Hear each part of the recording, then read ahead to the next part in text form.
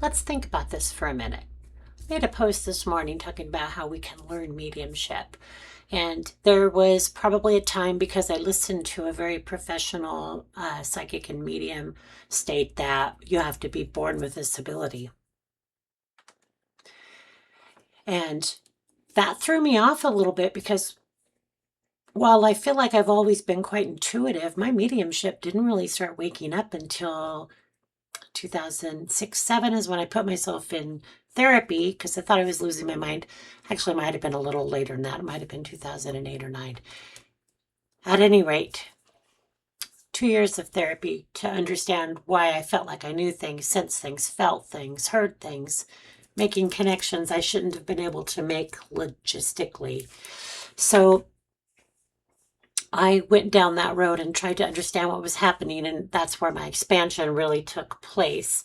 And this morning I posted a little bit about it, and I posted about different schools like Arthur Findlay College, which is in the UK. Again, my husband calls that Hogwarts.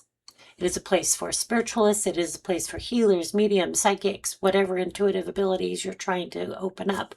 It is a full-on school. So somebody immediately came on and said, you have to be born that way. Nobody can just learn to be a medium. Here's the deal. We're all born with clairs, clairvoyance, clairaudience, clairsentience, clairgustance, clairalience, clairtangency.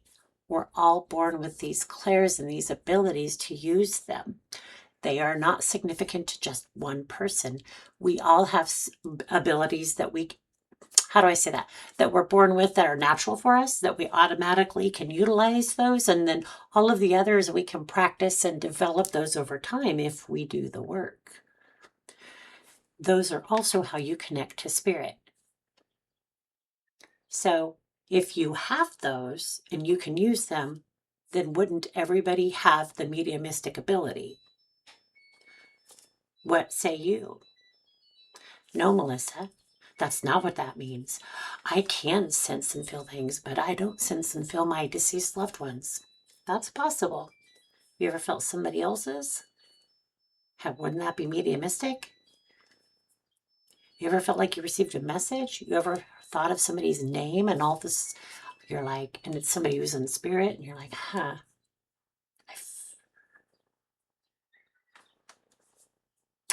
It is so interesting to me how we can get stuck in something. And I ask you this, if you believe that not everybody has the abilities, where did you learn that?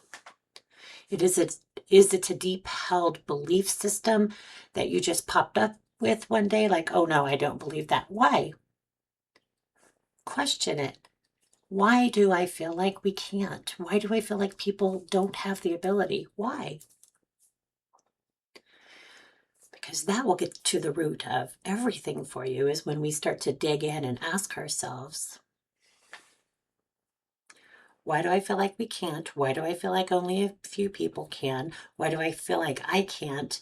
Have you ever really tried? Have you ever really put your attention on something to see what comes in and practice that over a series of days? I have done a couple of classes this year where I feel like I've done a pretty good job of showing people they absolutely can and do connect, whether they thought they could or not. And it's pretty amazing to watch that happen, and it's beautiful. Okay, just imagine all the loved ones that could be around you at any given time. It would be nice to be able to acknowledge that, wouldn't it? All right. Hopefully this helps. Hopefully you just ask yourself questions. I don't care if you ask me questions. I'll try to respond as I can. But ask yourself, where did I learn that? And is it really true for me? Did I read it somewhere? Did somebody say it and all of a sudden now I believe it? Or is it something I believe within myself? Just ask. And if you believe it within yourself, awesome.